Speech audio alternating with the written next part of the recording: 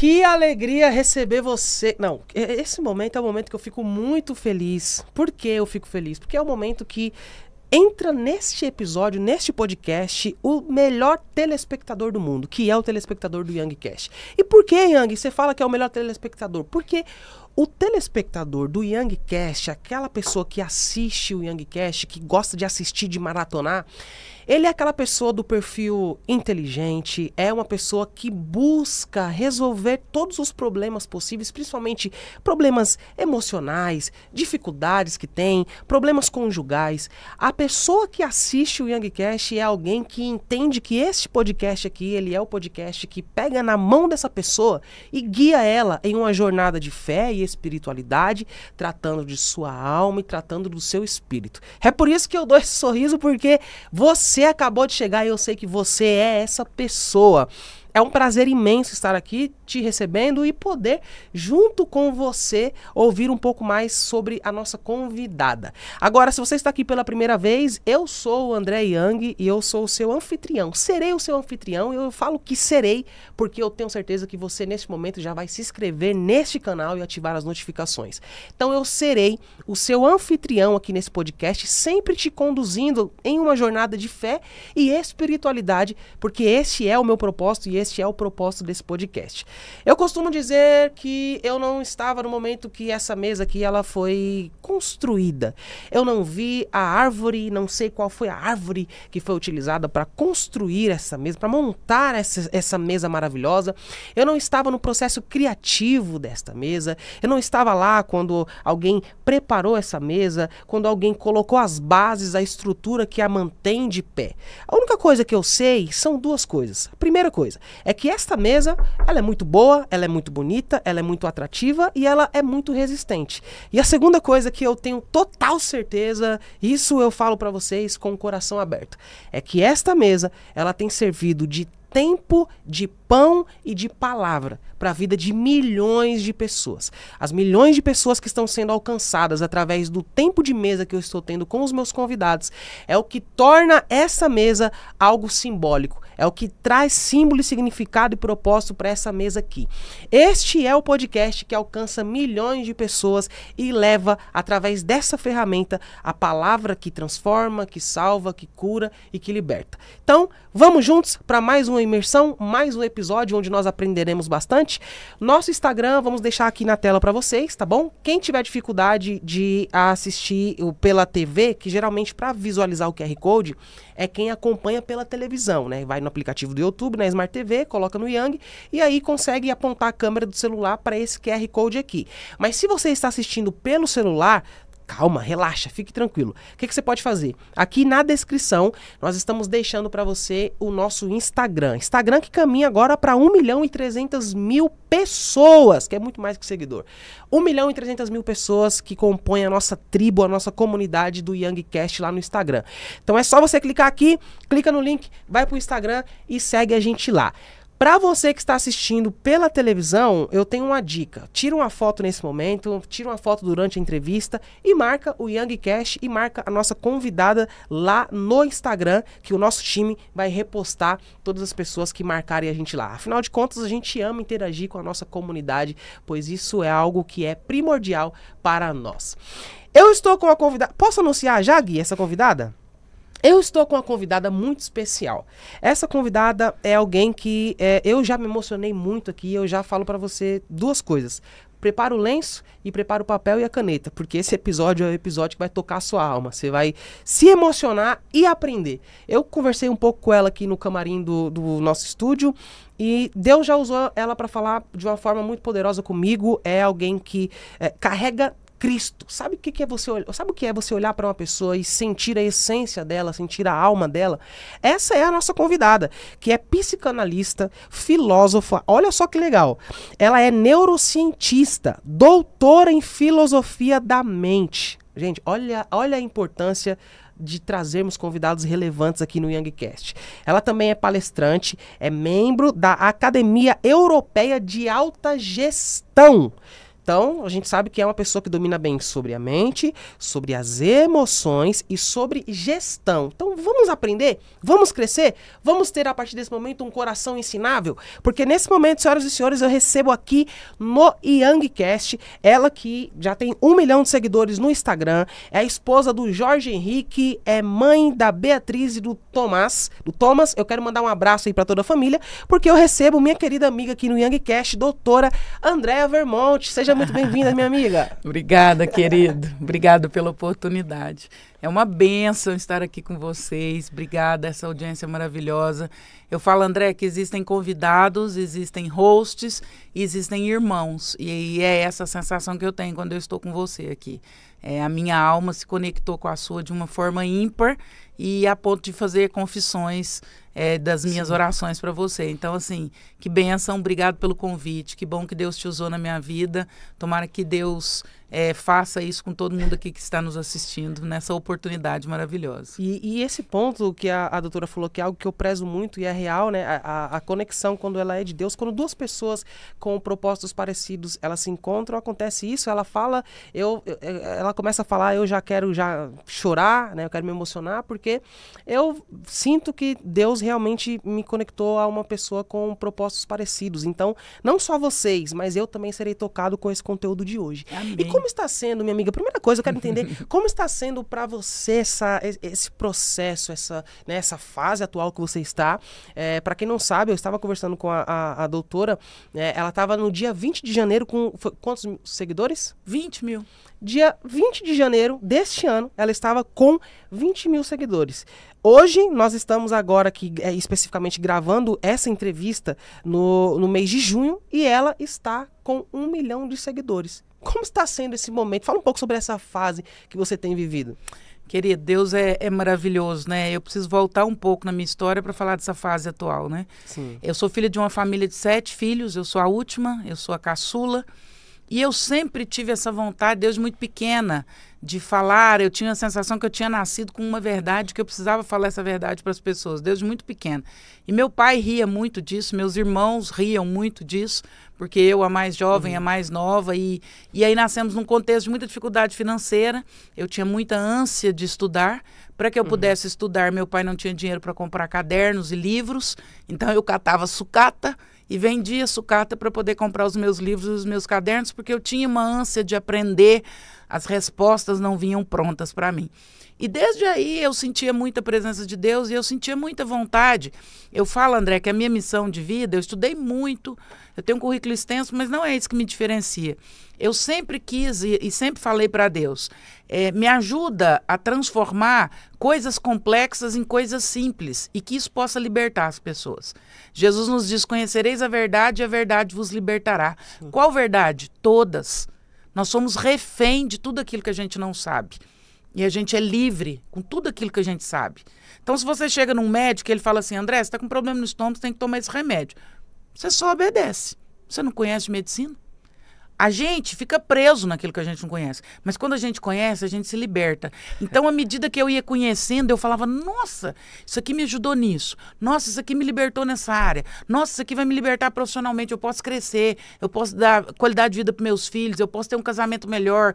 E aquilo ia me enchendo e eu falava, eu preciso levar isso para as pessoas. Mas como? De uma forma simples. De uma forma que alcance você que está aí. Então, eu vou pegar a neurociências e eu vou te explicar da anatomia do cérebro, eu vou falar o que é que isso muda no seu casamento, mas de uma forma muito simples. De uma forma que você pode chegar lá com a sua esposa à noite e conseguir colocar esse conteúdo na prática. Então, eu falo que essa é a minha missão de vida, é absorver conteúdo e distribuir conteúdo. Eu sou o cano. A água entra e a água sai e alcança milhões e milhões. E a fonte não sou eu sou o cano. Então, o meu objetivo é estar limpa para distribuir bem. Esse é só o meu papel. É por isso que eu oro todos os dias e acredito que essa missão se estende a você. Nós somos o cano, nós somos o intermédio. O nosso papel é só manter o cano limpo. Nós não podemos deixar que nada atrapalhe essa água de fluir. Eu acho que é por aí. E assim, como que tá nessa história? Meu Deus. André, as pessoas me perguntam e parece simplicidade demais da minha parte, né? como as pessoas me perguntavam ali agora na sala de espera, Sim. e você estava junto e você percebeu o meu constrangimento. Doutora, você já tem isso? Doutora, você já fez isso? Doutora, você... Não, eu ainda não fiz muita coisa. Eu ainda estou tentando recalcular a rota. A minha vontade é só não errar naquilo que Deus me chamou. O que vai acontecer, de que forma nós vamos estender, até onde nós vamos chegar, isso vai acontecer, porque a obra é dele. O meu papel atual tem sido entender e não atrapalhar. Eu não quero atrapalhar, eu quero ser instrumento, eu não quero ser entrave para a obra de Deus. Então, assim, estou me organizando, estamos com a assessoria agora, estamos com a empresa agora, estamos com as coisas andando. Foi tudo muito rápido. Tem gente que se decepciona porque espera encontrar uma popstar, alguém cheia de estrutura. E não, ainda não é isso. E espero que não seja. Espero que Deus me permita manter essa minha essência, porque eu acho que é isso que faz a diferença e é sobre isso. Então, esse é o momento atual. É lindo de se ver, doutora, quando você fala com o coração, você coloca o coração na sua fala. E eu acho que esse é o modelo que nós, como cristãos, a gente precisa seguir, que é justamente o modelo que entende. Eu preciso... Agora, o crescimento ele exige, beleza, então ó, vou ter uma assessoria, vou ter uma produção, isso, mas sem esquecer o principal, que é o propósito, que é justamente quando você traz essa questão de eu sou o cano, a água apenas passa por mim, e no dia que o cano ele se tornar sujo ao ponto de entupir, o que acontece? Ele é cerrado. E outro é colocado no lugar. Qual a importância, doutora, de termos essa visão, acima de tudo, como cristãos, acerca de que não é sobre nós, acerca de que não é sobre aquilo que nós fazemos ou falamos ou como falamos. É sempre por ele, para ele e sobre ele. De novo, né? E o Espírito Santo nos inspira, eu nem tinha pensado nisso, mas a metáfora do cano eu acho que ela é perfeita, né? A fonte é outra e o alcance também é outro. Nós precisamos entender isso, especialmente quando a gente se presta a esse papel de estar à frente de uma multidão de pessoas que, querendo ou não, se sentem influenciadas por nós. Sim. Há uma grande responsabilidade nisso e eu preciso entender que a obra não para em mim. No momento em que eu achar que a obra para em mim e que é a meu respeito, aí eu tenho um problema. Eu contava para os meus filhos, quando eles eram pequenos, inventava essa história, né? Que Jesus estava entrando em Jerusalém no sábado de Aleluia, quando todo mundo começa a sacudir os ramos e gritar Aleluia, ele é o Messias. Essa passagem é bem, né? Sim. Jesus no burrinho, entrando em Jerusalém, sendo saudado. E aí eu brincava com os meus filhos que quando os ramos começaram a balançar e as pessoas gritavam, é o Messias, Hosana, eu falava para meus filhos, o burrinho levantou a cabeça e começou a rir. E aí Jesus bateu na cabecinha dele e falou, calma, burrinho, é comigo, não é com você. Nós somos o burrinho que carregamos Jesus no lombo. Não é sobre nós, é sobre ele. O meu papel é ser um bom burrinho. Eu até me alegro com o que ele vai, com que as pessoas o reconheçam, mas não é sobre mim.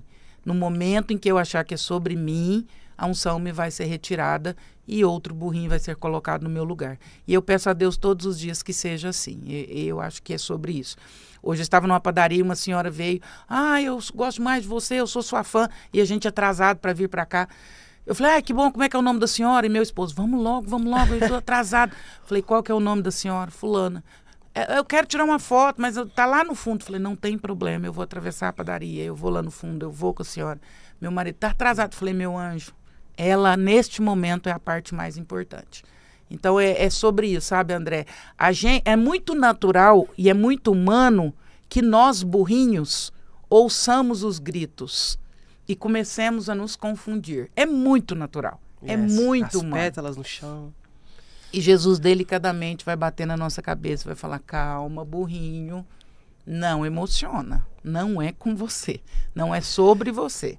Você está recebendo o prestígio de me carregar. Apenas isso. E o fato é que depois que Jesus desceu do burrinho, nunca mais se ouviu falar dele na história.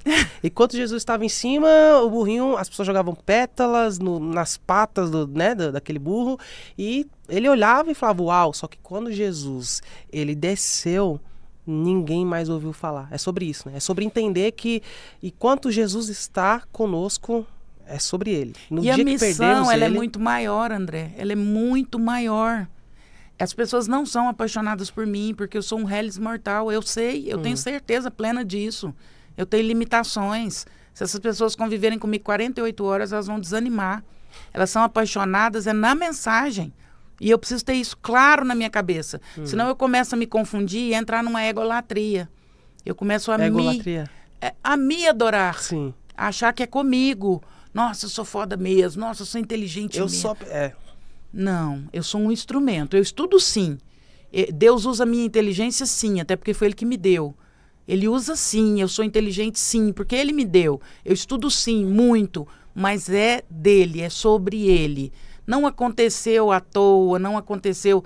Tem milhares de pessoas que fazem isso, que falam sobre isso. Sim. Então eu preciso entender, porque se eu me confundir, latria é adoração, né, em latim. Latria só a Deus. Não é comigo. Não é apenas ele. Agora, como, por exemplo, doutora, vamos entrar no ponto aqui que eu acredito ser o pilar para tudo que nós vamos falar, que é a questão do autoconhecimento, da identidade, né? Eu acho muito legal sempre que eu ouço pessoas, principalmente convidados que vêm aqui, e eles falam, né, mostram a identidade deles e tem essa clareza de que, olha, eu entendo que eu sou, mas eu sei que não é sobre quem eu sou, é sobre quem Deus é e o propósito que Ele me destinou para cumprir. Qual é a importância? Nós vivemos hoje numa sociedade que ela é muito pelo exterior, né? É a sociedade que são os stories no Instagram, a foto que fica bonita, que é muito bem editada, é sobre o quanto eu consigo aparentar uma vida que talvez eu não tenha. Nossa sociedade, infelizmente, hoje é assim. Mas qual a importância de ser um ser humano que, a princípio, acima de tudo, desenvolve o autoconhecimento? Tem a capacidade de olhar para dentro de si, entender quem é, entender as limitações que tem e entender o propósito que nasceu para cumprir. Qual é a importância disso? O autoconhecimento, André, ele é muito importante, porque ele não permite que a gente se confunda. Legal. Quando eu me conheço, eu sei o que eu posso, eu sei o que eu não posso, eu sei até onde eu vou, eu sei dos meus limites. E autoconhecimento é muito simples, as pessoas às vezes confundem. O que é autoconhecimento? Eu falo que se você responder 2 perguntas, em qualquer área da sua vida, é autoconhecimento. Autoconhecimento. O que eu quero e o que eu não quero. Ah, legal. No meu casamento, legal. O que eu quero e o que eu não quero. Isso aqui eu quero. Não, isso daqui esbarra nos meus limites. Na minha saúde, o que eu quero e o que eu não quero. Na minha profissão, o que eu quero e o que eu não quero. Se a gente conseguir responder sobre isso em todas as áreas da nossa vida, durante o nosso dia, no nosso diálogo interno, eu sentei para comer alguma coisa. O que eu quero daqui a alguns anos da minha saúde e o que eu não quero? Eu quero estar doente, se eu vou me alimentar com esse tipo de comida. Então, é muito simples. Então, o autoconhecimento, ele passa por essa dimensão. E, inclusive, de planejamentos. Porque quando eu me conheço, eu não me confundo. Então, por exemplo, se eu sei que eu tenho um prédio ou uma estrutura, meu esposo é arquiteto. Se eu tenho uma estrutura para construir um prédio, ele aguenta 10 andares. Eu preciso saber que ela aguenta 10 andares. Se eu achar que ela aguenta 20, eu derrubo o prédio e mato um monte de gente. Então, autoconhecimento é dimensionar-se. Eu falava para você ali no nosso bate-papo informal. Conversava com um senhor idoso outro dia e ele falou para mim são chaves de vida. Chaves. Ele falou, minha filha, em tudo nesta vida a gente precisa ter só 2 coisas. No seu casamento, na sua profissão, aqui no seu estúdio, na sua carreira. Ele falou, a gente precisa ter prumo e rumo. Prumo e rumo. Prumo e rumo. Eu falei, me explica mais sobre isso. Ele falou, minha filha, prumo, equilíbrio. Legal. Você já viu um prumo na construção civil? Você põe para ver... Ele falou, em tudo a gente precisa ter equilíbrio e rumo, alvo. Uau. Em tudo na sua vida, se você tiver equilíbrio e alvo, você não se perde. Então, você me pergunta, qual é o meu atual momento de carreira? Eu tenho pedido para Deus, prumo e rumo. Essas 2 coisas eu não posso perder. As outras Deus vai trazendo. Mas eu não posso perder equilíbrio e alvo. Equilíbrio diz a meu respeito. Porque se eu pirar meu cabeção agora, achar que eu estou demais zona, fazer coisas que eu não posso, dar passos maiores que as minhas pernas, isso tudo diz do meu equilíbrio. Sim. Rumo diz de alvo. Eu não posso perder o alvo. Então, na vida, a gente precisa ter essas 2 coisas. Prumo e rumo. Seu casamento, equilíbrio. N coisas vão acontecer ao seu redor, você vai passar por assédio, você vai passar por dificuldades, o seu casamento em alguns momentos não vai ser prazeroso, vai ser luta, equilíbrio. Se você desequilibrar, a casa cai. E alvo. Uau. Pra que eu casei? Lá, primeiro dia, quando eu olhei para os olhos dela, qual que foi minha escolha? Por que eu me apaixonei por ela? Aonde eu quero chegar? Que família que eu quero construir? Isso é alvo. Sim. Eu falo que quando eu casei, quando eu tive meu primeiro filho, o meu marido me perguntou, o que você sonha para a vida do Tomás? Eu falei, meu anjo, eu sonho que um dia o Tomás esteja velho e sente o filho dele no colo e diga pro filho dele, você tinha que ter conhecido sua avó. Sua avó era uma mulher massa demais. Meu.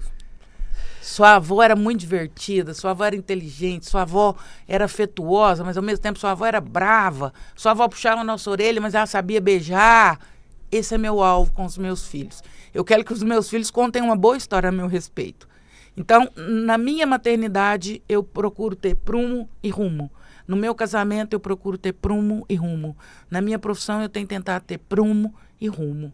E o legal, e o melhor de tudo é que é justamente um complementa o outro, né? Você tem que ter equilíbrio e tem que ter objetivo. Porque também não adianta a pessoa, às vezes, ela ser uma pessoa até que é equilibrada, mas uma pessoa estacionada, sem objetivo. Ué. E nem vice-versa. Porque se você for equilibrado, mas se você não tiver alvo, você não sai do lugar. Exato. Tem que ter alvo. Aonde você quer chegar? Todos os dias de manhã, eu me pergunto, ontem eu cheguei mais perto da minha missão ou eu dei passos para trás? Ou eu fiquei parada? Porque eu tenho uma missão. Todo dia, de manhã, você tem que perguntar. O dia que eu vivi ontem me aproximou do meu alvo, me distanciou ou eu fiquei parado? Em tudo. Na sua vida financeira, Sim. no seu casamento. As coisas Ou avançou ou retrocedeu. Hoje, o dia que você está vivendo, se você olhar para ontem você esteve mais próximo do que você sonha, do que Deus sonha para você também, ou você se afastou? Esse exame de consciência Tem dia que eu piso na banana. Fantástico. Tem dia que eu piso na banana. Sim. Outro dia, até uma parente lá me fez uma pergunta e eu dei uma resposta seca. Não, mas eu fiquei me martirizando. Falei, não, mas não é essa André que eu quero, não, hein? Falei, não, hoje eu dei um passo para trás da minha missão de vida. Não é essa pessoa, grosseira. Não precisa disso. Podia ter acolhido só. Podia, sim. Pra quê? Dar um coice nos outros, tá? Esse dia eu dei um passo para trás. Eu tenho um alvo. Eu tenho que caminhar para ele. Eu não posso dar passos para trás do meu alvo. Então, passa por essa perspectiva aí. Agora, um ponto que a gente fala muito é acerca da perfeição, né? Nós entendemos que nós não existe ser humano perfeito. Mas esse ponto que você trouxe, ele traz realmente uma posição de não perfeição, mas busca por ela, no sentido de que eu tenho dias que eu dou passos para trás. Então, como eu posso me tornar mais próximo da perfeição? Como eu posso me tornar alguém até mais eficiente em todas as áreas, em todos os meus propósitos? Eu acredito que seja justamente multiplicando a quantidade de dias que você toma ações e atitudes baseadas no equilíbrio e no foco, no objetivo, para que você erre menos, diminua menos. Faz sentido? Faz muito sentido. Eu vejo assim, André, a gente precisa, e Paulo vai falar disso, né? Sim. Sei que eu ainda não alcancei, mas eu sigo todos os dias. Legal. Nós só vamos alcançar a perfeição o dia que a gente for embora, se é que vai alcançar, né? Se eu ainda estou aqui, eu ainda tenho muito a entregar ainda, eu tenho muito a melhorar. Mas a gente precisa perseguir isso todos os dias. Não se cobrar a ponto de sofrer, rir das suas próprias limitações. Acho que a gente precisa ter bom humor para isso. Reconhecer, ser humilde. Esse dia ninguém precisou falar para mim, você foi grossa. Eu vi que eu fui. E eu reconheci. E eu, inclusive, confessei. Falei pro meu esposo, não, eu tô chateada, agora no almoço aconteceu isso. O que foi? Falei, meu bem, eu fiz isso, isso, isso. Não, mas não foi tanto assim, não. Foi, meu bem. Foi. Eu poderia ter sido melhor. Aquela resposta não. Então, é reconhecer o seu erro, a sua limitação. Também não se martirizar por ela. Porque também... Jesus já morreu pelos nossos pecados. Nós não precisamos morrer pelos nossos pecados. Nós precisamos lutar contra eles, mas morrer não. Jesus já morreu. Uau. Então, é seguir, sabe? Rir disso, fazer o propósito, renovar o propósito, ser melhor. Eu acho tão bonito, eu acho assim que uma das coisas que mais me chama a atenção e pela qual eu me apaixonei por Jesus de Nazaré, eu sou absolutamente apaixonada por Jesus. Absolutamente. Zero hipocrisia nessa frase. E Jesus me encanta, e Jesus me chamou a atenção, porque Jesus quis ser 100% humano, sendo 100% Deus. Jesus, diferente de todas as manifestações de deidade que apareceram na história da humanidade, que foram... Jesus quis ser 100% homem e 100% Deus. Quando Jesus faz isso, ele valida a nossa humanidade. Sim. É como se Jesus dissesse, deixa eu experimentar o que é estar aí dentro dessa pele, deixa eu experimentar o que é estar dentro dessa carne, deixa eu experimentar o que é chorar de tristeza, o que é transpirar gotas de sangue, que é um fenômeno que só acontece quando nós estamos em situação de extrema angústia. O tecido hematopoético vaza para a derme e eu começo a transpirar sangue. Então, quando Jesus faz essa condição humana, ele está dizendo, há beleza em você e eu sei o que é ser você. Então, não se martirize, siga. Fica aí nesse chão chorando, não. Levanta e vamos. Tá bom, caiu, mas levanta, vamos seguir. Vamos embora, caminha pra frente, é pra frente que a gente anda. Fica aí chorando não, também não vai adiantar nada. Reconhece que errou, entenda que você possa ser melhor, faça o seu propósito e siga. Ele sempre guiou todas as pessoas justamente... na verdade, tem até o outro ponto, né? Que, no mundo tereis aflições, problema, mas tende bom ânimo. Ou seja, não pare por isso, prossiga, avance, porque eu venci o mundo. Acho que isso torna real 100% essa fala, né? De que, acima de tudo, Jesus, ele já entende que nós vamos errar, que nós vamos pecar, que nós vamos fracassar em certos pontos, mas o X da questão não é o quanto você peca, o quanto você erra, mas nessa capacidade que você tem de entender que, apesar do erro, você não deve mais se martirizar por ele, você deve se levantar e buscar ser um ser humano melhor. Sim. Que aí é onde está o X da questão, né? Porque a busca da melhora, ela tem que ser constante, né? Constante. Nós não somos mais reféns do pecado, a gente comete pecado. Mas a gente não é refém do pecado. A gente não pode ficar se martirizando o tempo todo por isso, se julgando, jogando isso na nossa própria cara ou na cara do outro. Quem faz isso é o inimigo. A gente segue. A gente pede perdão, confessa e segue. E caminha. Essa é a beleza. Exato. Eu só assim, assino e carimbo. Agora, vamos para um outro assunto que é completamente interessante e que nós estamos vivendo agora, atualmente, né? É impossível não falar sobre isso e eu sei que tem muitas pessoas que estão assim, cara, eu quero ouvir a opinião do Dr. André sobre isso e tal. Hoje nós estamos, né, presenciando aí na internet a questão do bebê reborn, né? Algumas pessoas, elas estão fazendo encontros com o bebê reborn, algumas pessoas estão indo até aqui em São Paulo teve um caso que a pessoa foi no SUS com o bebê reborn, né? Falou, ele tá com a pressão alta, precisa fazer exames.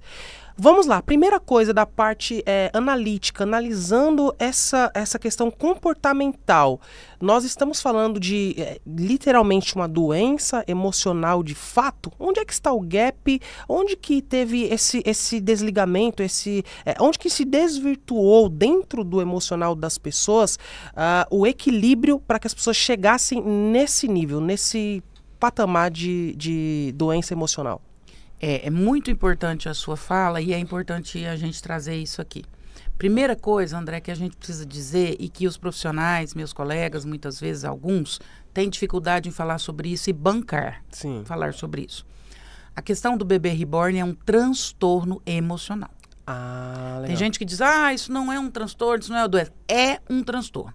O DSM, que é o Dicionário de Doenças psiquiátricas, emocionais, enfim, ele vai dizer que transtorno é tudo aquilo que gera inviabilidade existencial. Se o reborn não gera inviabilidade existencial, eu posso rasgar meu diploma. Uma pessoa que pega um boneco, leva para o SUS e pede para aferir a pressão de um boneco de silicone, se isso não for inviabilidade existencial, eu não sei o que é isso. Ontem eu estava no hotel hospedada, aguardando o Uber para ir num outro podcast, na sala de espera lá do hotel.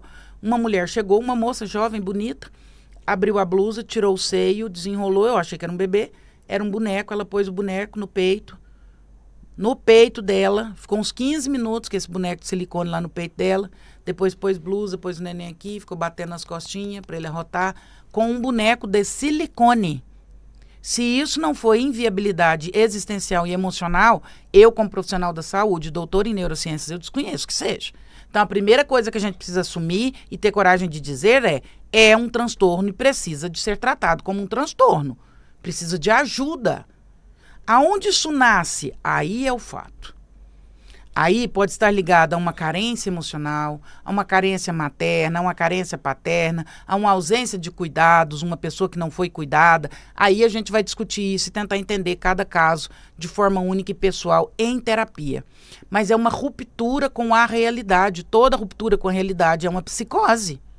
Então nós estamos falando de uma psicose que pode virar um surto coletivo. Porque quando um sistema, o governo, uma prefeitura, para discutir leis sobre o reborn, o que pode e o que não pode, nós estamos falando de um surto coletivo. É algo grave. É algo grave. Tem gente morrendo em hospital e nós estamos discutindo política pública para boneco de silicone. Então nós estamos falando de uma psicose a nível individual e de um surto coletivo a nível social. Gente, nós estamos a um passo de enlouquecer. Charles Darwin ficaria louco a essa altura do campeonato. Porque, segundo ele, nós evoluiríamos e ele cria toda a teoria da evolução falando que a gente vai evoluir. Então, para mim, nós estamos evoluindo. Pega uma cadela que pariu, pega um cachorrinho de borracha, compra no pet shop e põe lá na teta da cadela ou do lado da cadela para você ver o que vai acontecer. O que você acha que vai acontecer? Ela esquece, ela vai... Porque ela sabe a diferença entre o que é vivo e o inanimado. E nós é que somos chamados de animais racionais. A única coisa que nos diferencia dos outros animais é que nós pensamos. Nós estamos perdendo a capacidade de pensar. Então, assim, nós estamos vivendo um colapso de saúde mental. Eu tenho um paciente, e eu falo tranquilamente sobre isso, até porque pode-se falar, não revelando dados, enfim. Eu tenho um paciente que ele é Therian. Não sei se você já ouviu falar sobre Therian. Sim. Pessoas que se identificam com animais. A mãe está em desespero, porque ele se identifica, ele tem 19 anos, um menino extremamente inteligente, faz faculdade, mas há 3 meses ele se assumiu Therian. E ele se identifica com uma águia. Então ele fica a maior parte do tempo no telhado, ele só come sementes, carne crua, porque agora ele é um Therian, ele é uma águia. Se identifica como águia. Há 3 meses, ou seja, a partir de um certo ponto, que não dá para saber qual é, mas a partir de um ponto... ele se assume como Então, águia. nós, profissionais de saúde, precisamos começar a ter coragem de colocar o dedo na ferida, colocar o bode na mesa e falar, não, gente, isso aqui tá dentro da normalidade. Não, isso aqui não tá. André, você não sabe o quanto eu sou perseguida. Eu recebo mensagens de gente perseguindo e me ameaçando.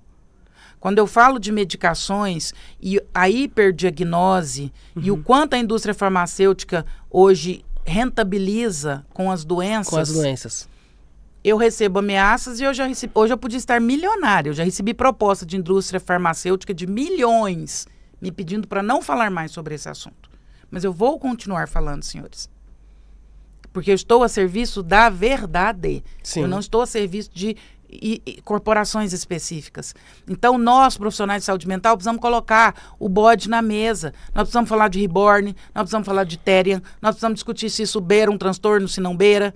Nós precisamos falar que remédios para ansiedade e para depressão hoje são os mais vendidos na farmácia. Se você pegar a Associação Brasileira que cuida desse ramo farmacêutico, você vai confirmar essa informação. O Rivotril ou clonazepam é o remédio mais vendido no mundo. No mundo. Só que ninguém ensina para ninguém. Sim. Como que a ansiedade começa, como que ela funciona, quais são as soluções e as medidas que você pode tomar que não são medicamentosas. Ninguém fala, como um psiquiatra outro dia falou, um colega, e com maior alegria do mundo eu assisti, que medicações para ansiedade são só 30% do processo. 70% a pessoa tem que cuidar dela, fazer esforço, fazer exercício, fazer meditação, acalmar. Blá, blá, blá. Ninguém ensina sobre isso, ninguém fala sobre isso. E eu vou continuar falando. Então nós precisamos tratar temas como esse que você está trazendo de forma séria e corajosa. Senão nós vamos alimentar um sistema que enlouquece e rentabiliza com a loucura dos outros.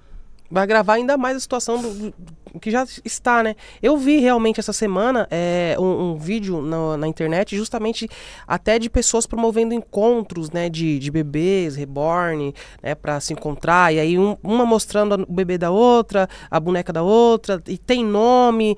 Ah, ó, isso aqui é meu bebê. Isso é algo que eu penso há anos atrás não teria uma pessoa que diria assim, ó, vamos viver isso um dia. Isso é algo extremo, é uma loucura assim que não tem como, é imensurável. É você um pensar que uma pessoa ela pode pegar um boneco e dizer, ó, isso aqui é meu filho. Onde que é o gap aí? Especificamente, eu sei que tem vários casos, né? Pode estar associado a várias outras coisas, mas, por exemplo, se a gente atendesse, se você atendesse 10 pacientes, né, nessa questão do bebê reborn, para entender o perfil emocional deles, hoje você poderia dizer que mais de 70%, qual seria o gap, o problema que originalizou nessa pessoa esse transtorno? Além da carência, a dificuldade de lidar com seres humanos reais. Que gente de verdade dá trabalho. Legal. Neném cresce, você tem filho, dá trabalho, Sim. educar é difícil. Lidar com seres humanos reais é complicadíssimo. Então eu pego a vida e coloco ela numa prótese e brinco de vida. Eu falava isso com meu esposo agora, a gente tava vindo pra cá, ele errou, nós tivemos que fazer uma volta gigante. Sim. Aí ele, mas por que você fica falando na minha cabeça? Enquanto eu estiver dirigindo, tem que ser caladinha. Eu falei, então, você faz assim, você casa com esposa reborn. Que aí ela não reclama que você erra no trânsito, ela não fala na sua cabeça, ela fica caladinha. Você só finge que ela tá conversando, aí você conversa com ela, faz a vozinha dela, porque você quer uma esposa reborn. Aí ele riu, falou, você tem resposta pra tudo. Falou, mas gente... Mulher reclama, mulher converte mais, mulher, se você erra a rua, ela vai falar. Você quer se relacionar com um ser humano normal ou você quer se relacionar com um boneco? Você está se relacionando com gente viva, né? Relacionamento com... Aí olha como nós estamos num... Eu digo que o Darwin diria que em vez de uma linha de evolução reta, nós estamos vivendo uma espiral. Uma espiral. Só que nós estamos descendo para baixo. Nós viemos de relações que a gente tinha esses afetos e que tínhamos choque. Sim. Depois nós passamos para relações objetificadas, como o Bauman diria, amor líquido, sociedade líquida, relações líquidas. Então nós saímos de uma relação que era estável para relações líquidas, então agora eu me relaciono com alguém só por sexo, porque aí eu tenho sexo e a pessoa vai embora, eu não tenho que passar nada por ela. Agora é com prótese. Agora é com boneco, objeto inanimado. Nós estamos descendo a serra. Cada vez mais. Esse ponto que você trouxe eu achei fantástico. Cada vez mais as pessoas estão se relacionando menos com pessoas. É óbvio. Gente dá trabalho. Eu falo para os meus filhos, André, às vezes a gente vai no restaurante, aí eu falo alguma coisa, dando lá em relação a alguma coisa. Ai, mas não sei o quê. Eu falo, gente, deixa eu falar um negócio para vocês. Vocês acham que eu acho bom educar vocês? Educar é chato. Dá trabalho. 1000 vezes se eu estivesse aqui na mesa, tomando um refrigerante, conversando com seu pai, numa boa. Ter que ficar pegando o pé, ter que punir, ter que colocar regras, ter que educar. Não come assim, fecha a boca, não fala com a boca aberta, não sai, chega tarde, não usa droga. Não... Vocês acham que isso é prazeroso? Mas é a minha missão de vida. Eu fui chamada, foi para isso. Uai, não é sobre prazer. Nós não estamos querendo essas dificuldades mais, não. Nós não estamos... Casamento é fácil? Nunca foi fácil. Casamento não é fácil, não. Nossa chamada é a santidade, a gente que é casado. Marido dá trabalho, esposa dá trabalho, contas de casa, dificuldades pessoais, dificuldade de cada um, a forma com que cada um veio da sua família, a cultura de cada um. Mas é nessa relação, por isso o nome relação, a gente rela e vai se afinando, e vai melhorando, e vai caminhando para a eternidade. Agora, nós não queremos esse tipo de trabalho. Eu quero um neném de mentirinha, que eu faça a vozinha dele, aí eu ponho ele na hora que eu quiser para dormir, ele não acorda de madrugada, ele não dá cólica, ele não quebra a perna, ele não cresce, ele não vai virar um adolescente chato.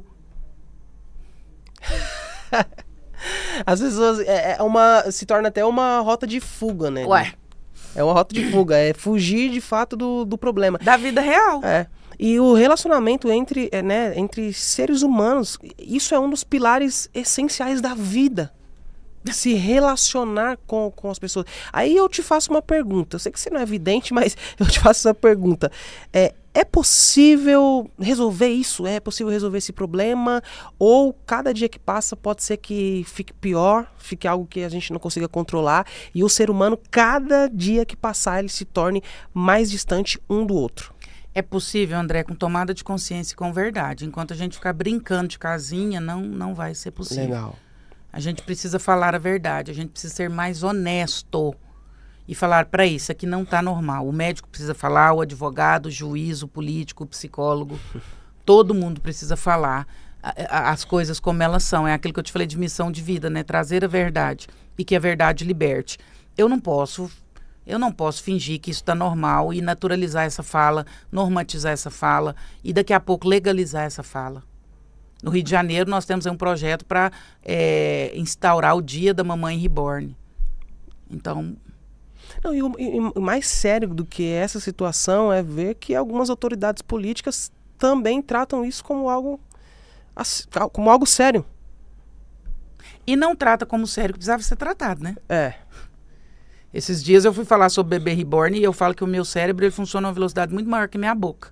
Então, às vezes, eu atropelo as palavras, até por quase uma dislexia. Sim. E eu falando dessa questão do bebê reborn, eu falei assim, gente, é um absurdo, porque eles estão criando leis para legalizar o dia do bebê reborn numa das maiores cidades óbvio que a concordância era do Brasil. Só que como eu falo muito da minha cidade, que é Uberlândia, atropelei a fala, numa das maiores cidades do Uberlândia. Sim. Saí do podcast, falei, amanhã eu tenho um problema. Eu sabia, mas não era uma questão de fake news, não. Era uma questão de concordância verbal. No outro dia, a Câmara de Vereadores da minha cidade soltou uma nota exclusiva. Nossa. Eu acordei às 8 da manhã com o mundo pegando fogo, com 1 milhão de pessoas me ligando. Andréia, a Câmara de Vereadores liberou uma nota falando que uma mulher está divulgando fake news. Não é fake news não, senhores. Eu fiz uma retratação, é uma questão de concordância verbal e é visível e é nítido que eu não estava falando da minha cidade, que foi um atropelo na minha fala, mas eu queria que os políticos fossem tão rápidos em explicar outras questões que não são explicadas. Sim. Outras questões muito maiores que essa. Que não são tão priorizadas como essa questão está sendo, né? Agora tem um monte de gente de política, uns legalizando trem de reborn, outros falando que são contra, que é absurdo o SUS fazer isso. Tá todo mundo surfando nessa onda. Vamos discutir outras coisas, tem coisa séria acontecendo nesse país. Ninguém vai falar sobre isso? Ou eu, que vou ter que continuar falando, continuar recebendo mensagem de perseguida e, enfim. Outro dia eu recebi uma mensagem no meu celular. Segue o endereço do seu escritório, segue o endereço da sua casa. Gostaria que você soubesse que eu sei exatamente onde você está e por onde você anda. Depois bloqueou o número do WhatsApp. Ou seja, você está assumindo um risco que, em certo ponto, era para outras pessoas, né? Outras autoridades assumirem. Aí eu diria para você, corajosa, é isso aí. Agora, sobre a ansiedade, onde nasce a ansiedade? Perfeito.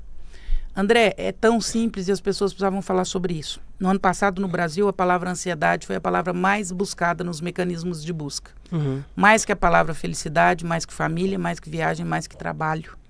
Foi a palavra mais pesquisada. 94 milhões de pessoas passaram por afastamento referente à depressão ou ansiedade, saúde mental. Uhum. Muito por falta de informação. E essa informação precisa chegar às pessoas. Nós nascemos com códigos dentro de nós. É como se nós tivéssemos 2 chips. E eu explico de uma forma muito simples. Uhum. Nós temos o sistema simpático e o sistema parasimpático. Certo. O nosso sistema parasimpático é para a gente funcionar como nós estamos aqui, ó. De modo como avião. O avião está voando, mas lá tem um negócio. Caso ocorra uma emergência, quebre essa janela. Nós somos seres humanos que nascemos com o sistema parasimpático para você funcionar, viver, existir, respirar, cuidar dos seus filhos. Esse é seu estado natural de existência. Um estado de calma, de tranquilidade, de lucidez. Esse é o natural. É o estado natural. É nesse que nós temos que viver. Certo. Mas nós temos um estado que chama simpático, que é para situações de emergência. Então, nós temos o sistema parasimpático e o sistema simpático, que é a janela do avião quando quebra. Certo. O sistema simpático é o nosso sistema de urgência para situações de assalto, capotou o carro, seu filho machucou em alguma coisa, você precisa correr e acudir, sua esposa passou por uma queda. Então, ele é ligado em situações de urgência ou emergência. Mas nós não nascemos para viver no sistema simpático. Certo. Quando o sistema simpático ativa, o seu cérebro entende. O André está passando por perigo. Então, ele precisa de menos oxigenação no cérebro, menos fluxo sanguíneo, mais oxigenação nos braços ou nas pernas, para que ele possa reagir ou correr. Sim. O sistema é primitivo. Então, você pensa menos, o seu neocórtex funciona menos, a sua amígdala funciona mais. Você está um bicho, você está preparado para reagir. Como tem muito sangue na parte inferior do corpo, seu coração dispara, sua respiração fica mais rápida, porque você precisa reagir. Estou te contando o que acontece no seu corpo. Sim. Excesso de cortisol, daí para frente. Para situações de Urgência.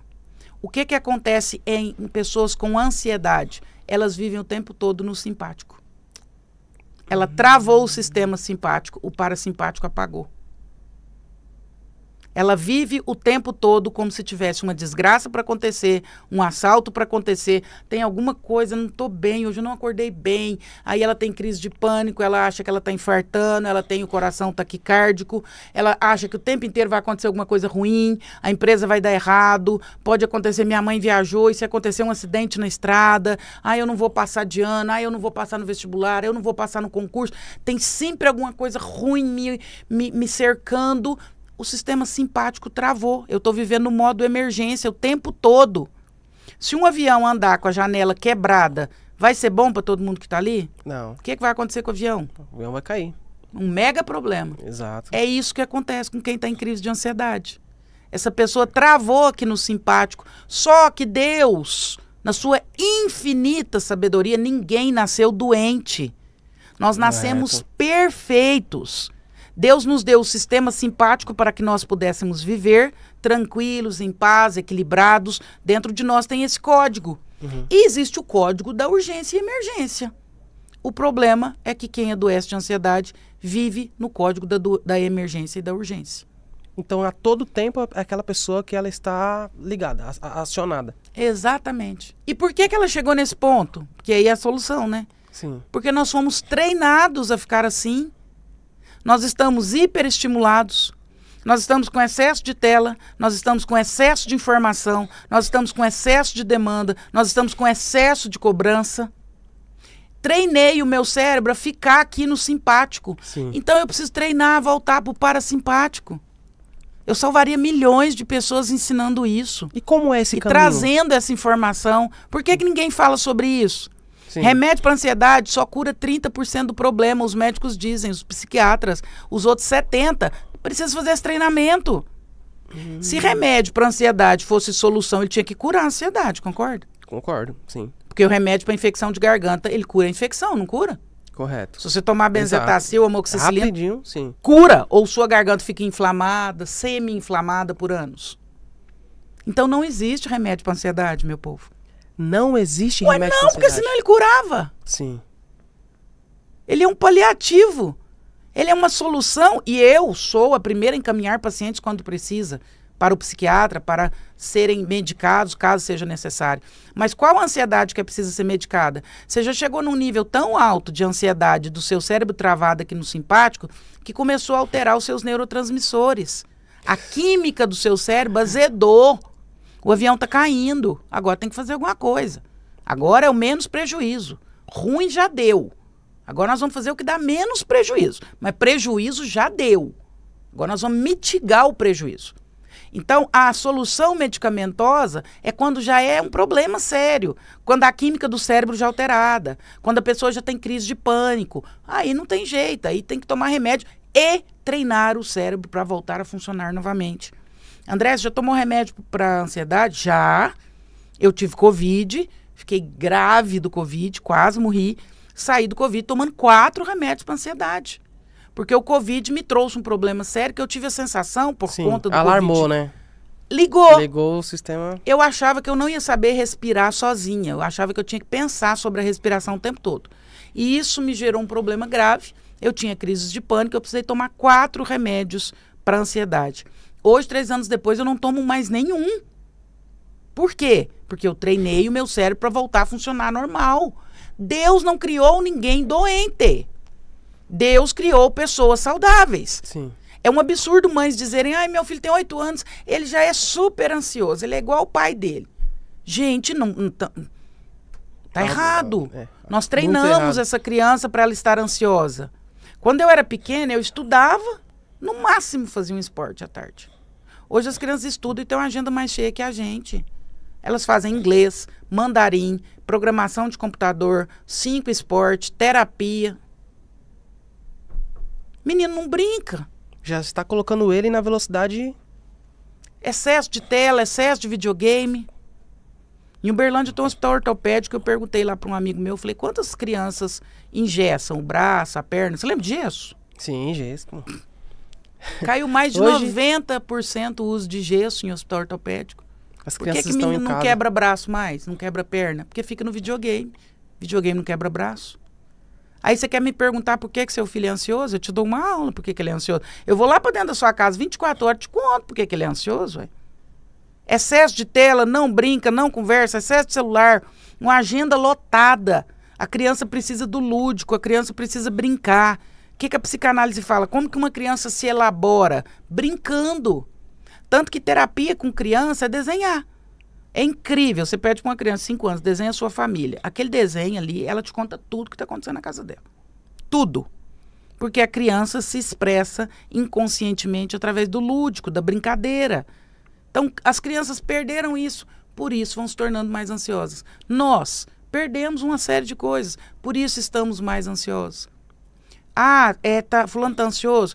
Dá uma aula para ele sobre a ansiedade. Conta para ele que ele foi criado saudável. Conta para ele que dentro dele tem um sistema que é o sistema da calma. É o código da calma. A pessoa vai ficar tranquilo. Isso não é benefício para quem é monge na Tailândia. Não. E isso sem remédio, sem precisar de remédio. Ué, mas... Nós nascemos... Cara, fantástico. Nós nascemos perfeitos. Deus não criou gente ansiosa. E se nós estamos ansiosos e seguimos esse caminho, tem jeito de voltar para trás, ué. Não veio na nossa configuração, ué. Que loucura que é essa? Não é algo que nós já nascemos com isso. Esse ponto, por exemplo, quando você falou sobre a criança, a criança, é saudável a criança ter escolha? Depende. Depende muito. É saudável a criança ter escolha? Que nível de escolha e que fase da vida? Criança nasceu para... Filho tem que estar subordinado a pai e mãe. Certo. Subordinado é subordenação, sob as ordens de alguém, debaixo da ordem de alguém. É correto a criança ter liberdade? Se ela puder ter essa liberdade, se ela tiver condição para isso, sim. Uma criança de 3 anos pode ter liberdade para escolher o que ela vai comer? Não. Ela não entende de nutrição. Quem manda é você. Sim. Minha filha tem 2 anos, mas ela tem tanta personalidade. Ela que escolhe as roupas dela. Está errado. Uma criança de 2 anos, ela não sabe se vai esfriar durante o dia, qual roupa que é para ir para a igreja, qual roupa que é para ir para a festa, qual roupa que é para ir para o parquinho. Está errado. Meu filho tem 18 anos, eu sou mãe, eu que escolho a roupa dele. Não, é ele que tem que escolher, ele já tem condição. Exato. Então, à medida que eu me ordeno sozinho, eu saio da ordenação de alguém. Então, nós vamos liberando os nossos filhos à medida que eles podem. Com 15 anos, ele só come batata frita e hambúrguer. Problema dele. Você ensinou para ele o que ele deveria comer. Se ele quer se ferrar e acabar com a saúde dele, deixa para lá. Com 15 anos, você não vai fazer o pratinho do seu bebê. Exato. Ele já criou consciência, Mas né? com 15 anos, ele não pode ficar na rua até a hora que ele quiser, não. Porque ele ainda não sabe dos riscos que existem na rua. Então, aqui ele ainda está subordenado. Você é a favor de crianças ter decisões e liberdade? Desde que ele tenha condições para isto. Se ele não tiver condições, ele não tem que ter. Então, um homem de 18 anos, ele escolhe algumas coisas. Outras ele não escolhe ainda. O nosso cérebro só amadurece completamente aos 21 anos. O neocórtex, que é a última parte do cérebro que amadurece, só amadurece aos 21. Então, até lá, você ainda está subordenado. Você vai ficar debaixo das ordens de alguém. Em relação a quê? Algumas coisas, outras não. Óbvio que não. Agora, criança pequena que faz escolhas... Hoje o pessoal está falando muito de educação positiva. Eu acho super engraçado, né? Você dar ao seu filho, discutir e conversar com ele sobre oportunidades e possibilidades, do que ele quer, do que ele acha melhor.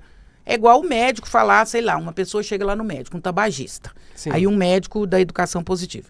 Então, senhor José, tudo bem? Senhor José, o senhor tem 2 opções. O senhor tem a opção de parar de fumar ou de um câncer de pulmão. Qual que o senhor gostaria para a gente estar aqui atuando? Uma criança de 2 anos, não dá para discutir com ela o que ela gostaria, o que ela precisaria, não. Meu amor, ela não sabe o que ela precisa. Sim, a educação positiva em si, geralmente ela diz que não é saudável dizer não a uma criança, que você não pode dizer não a uma criança. Como você enxerga isso? Eu enxergo isso como uma besteira. Uai, como? Como que você educa sem não? Como que você educa sem limite? Como você educa sem frustração? A psicanálise vai dizer que a gente só amadurece com frustração. Pessoas não frustradas se tornam narcisistas. Como que você não fala não? Aí você fala o quê, então, no caso? Assim, qual que é a sugestão? Que eu quero a solução. Você não fala não, você fala o quê, por exemplo? Qual que é a sugestão? Gente, se tem coisas que não é. Mãe, eu posso fazer tal coisa? Não. Meu filho com 17 anos, eu vou numa festa rave. Não vai. Não vou, eu vou numa festa rave. Não vai, tô te contando que você não vai. Quando eu fizer 18, eu vou, porque aí eu já sou maior, quero ver se a senhora vai falar alguma coisa. Deixa eu te contar, quando você fizer 18, você for na festa rave, 10 minutos depois eu vou sair pra festa rave, vou atrás de você, eu vou subir no palco, eu vou fazer barraca, eu vou quebrar a festa, eu vou te passar tanta vergonha que nunca mais você vai querer ir numa festa rave. Aí vai mudar.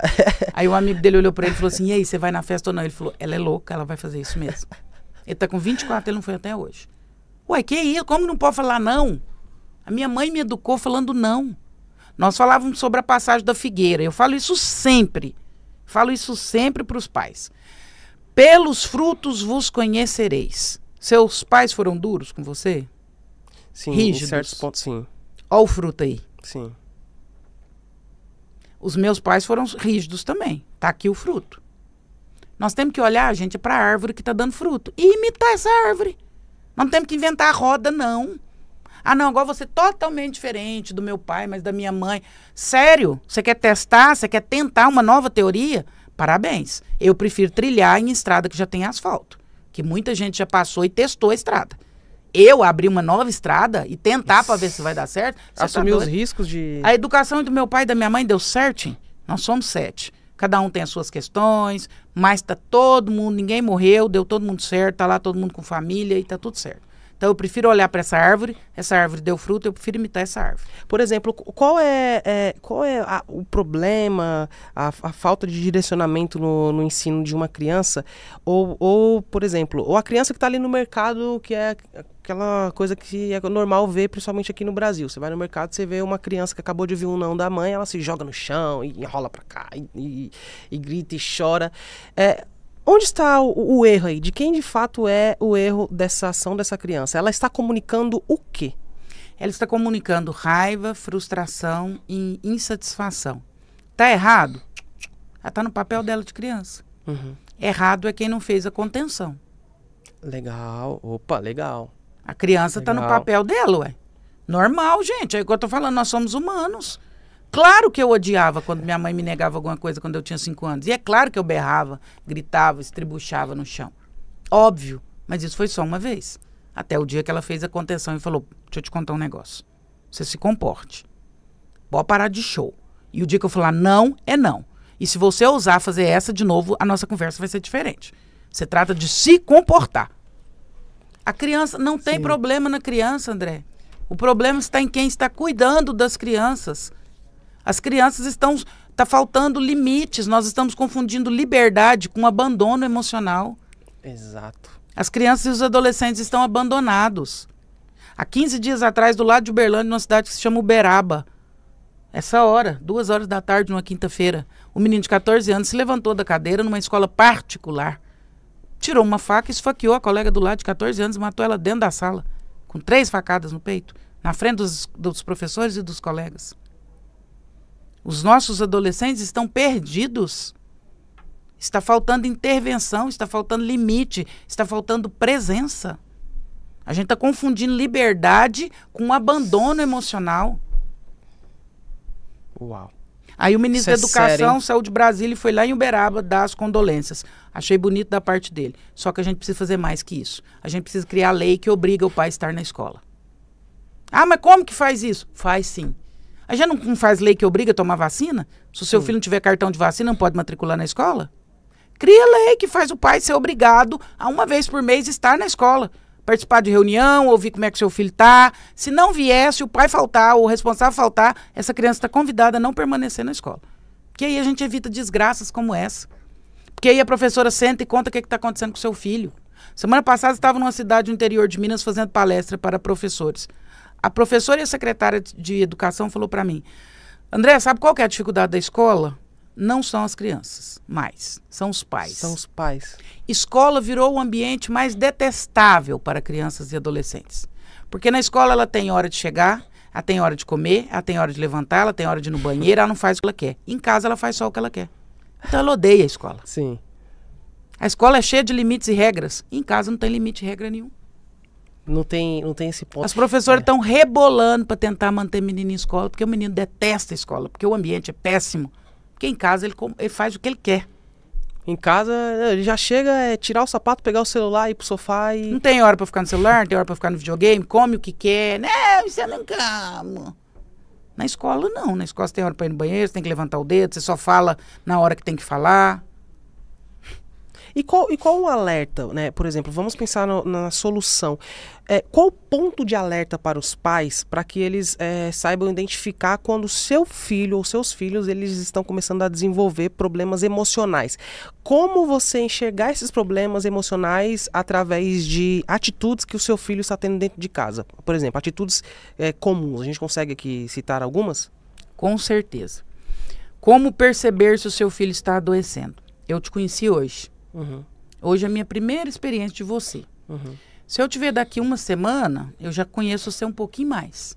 E quanto mais intimidade nós tivermos, mais eu te conheço. A ponto de, dependendo do jeito que você entrar, eu vou falar, o André hoje não está bem. Como que os pais identificam se os filhos não estão bem? Pai precisa saber filho de cor. Pai precisa ter intimidade com o filho. Legal. Pai precisa decorar filho. Não é olhar e pensar, deixa eu ver se meu filho está com depressão. Não, amor, você não vai ver. Se você não olha para o seu filho todos os dias, me desculpa, mas não vai ser com esse olhar que você vai ver. Você precisa saber do seu filho de cor. Você precisa olhar para ele, não é hoje para ver se ele tem depressão, ansiedade, não. É todos os dias. É olhar o jeito que ele está, é olhar a carinha dele, é olhar se ele está se cuidando, é olhar se ele está triste, é olhar se alguma coisa aconteceu. É todos os dias. Porque o dia que acontecer alguma coisa diferente, você fala, esse menino não tá bem, não. Vou levar no psicólogo, vou fazer alguma coisa. Mas isso não se constrói da noite para o dia. Então, como que eu percebo que o meu filho está adoecendo? Sendo pai, sendo mãe, presente. Todos os dias sabendo o que está acontecendo. André, quanto tempo eu tenho que ficar com meu filho? Não é quanto tempo, é qual a qualidade do tempo. Você pode ficar só 10 minutos. Eu entendo a sua rotina, a sua correria. Metrô, carro, ônibus, trabalho, 2 trabalhos. Pode ser só 10 minutos, mas seja 10 minutos. Seja inteiro. É sem celular na mão, é sem distração, é sem pensar no futebol, é sem pensar no churrasco, na bebida, na cerveja de domingo. É com ele, é ali, é inteiro. É olhando no olho, é entendendo o que está acontecendo, é entendendo que nível de sinceridade que ele suporta, seu. Porque filho é diferente, tem uns que aguentam, tem outros que não aguentam. Tem um que você fala de um jeito, tem outro que você fala de outro jeito.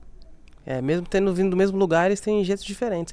E um ponto que eu acho muito interessante nessa sua fala, doutora, é que, por exemplo, tem criança que geralmente está ali próximo à mãe, né? A mãe é mais próxima, então a criança ela desenvolve com a mãe, etc. Só que a gente percebe que a ausência do pai, mesmo a mãe estando presente, a ausência do pai, ela gera mais problemas. Ela gera problemas emocionais na criança. E o porquê a presença do pai, ela é fundamental para toda criança. Mesmo a criança que está todo dia com a mãe dela. Por que a presença do pai é fundamental? É porque Deus é muito perfeito em tudo que ele faz, né? Deus criou biologicamente. Uhum. Isso não tem jeito de mudar. Sim. Ainda que sejam casais do mesmo sexo, só vai gerar vida biológico, a lógica da vida. Só gera... Legal. Legal. Não é só preconceito. A minha fala não dá espaço para preconceito. Estou falando sobre biológico. Certo. A lógica da vida. A vida só acontece se tiver o macho e a fêmea, o espermatozoide e o óvulo. Se vão ser criados por 2 mulheres, por 2 homens, é outra discussão. Mas a vida só ocorre se tiver o masculino e o feminino. Quando a natureza nos dá isso, quando Deus nos dá isso, ele está dizendo, é necessário o masculino e o feminino. É fato, é indiscutível, é indubitável. É necessário. Se você comprou o espermatozoide, mas é necessário. E não é só necessário na fecundação, é necessário em todo o processo. A mulher ama protegendo, cuidando, amando. O homem ama empurrando para a vida. Querendo resultado. Você tem que fazer, você tem que acontecer, você tem que virar homem. Minha filha, você tem que se comportar. O homem ama empurrando para a vida. O homem ama objetivando. O pai ama colocando objetivo, sendo firme, direcionando. A mãe ama protegendo. Filho que é só criado por mãe é protegido demais. ou a mãe vai ter que ser pai e mãe. E aí ela sai do papel dela, porque o papel dela era proteger, amar, Sim. acolher. Ah, mas eu fui criada, infelizmente, meu esposo foi embora. Você teve que se adaptar e artificializar. Você teve que ser dura quando a sua vontade não era ser dura, quando a sua natureza não era ser dura. O nosso corpo, ele conta a nosso respeito. A mulher tem progesterona e estradiol, hormônios da prostração, da quietude, da visão, Exato. da amplitude. Você procura o seu sapato no seu quarto, você não acha. Sua esposa vem e fala, meu bem, mas estava aqui. A mulher vê, a mulher enxerga, a mulher sente, a mulher é mais calada, a mulher é mais amorosa. O homem tem testosterona, o hormônio da conquista, o hormônio do alvo, o hormônio da força. Pai e mãe. Pai empurra para a vida, empurra para a conquista, empurra para a vitória. A mãe cuida. Como que era lá nas cavernas? O homem caçava, Sim. mas quem distribuía a caça era a mãe. Porque a mãe olhava para cada um e distribuía segundo a fome de cada um. A mãe conhecia cada filho, sabia do coração e sabia da necessidade de cada um. O homem caça, mas quem distribui e mapeia a fome, as emoções, as dores é a mãe. Ah.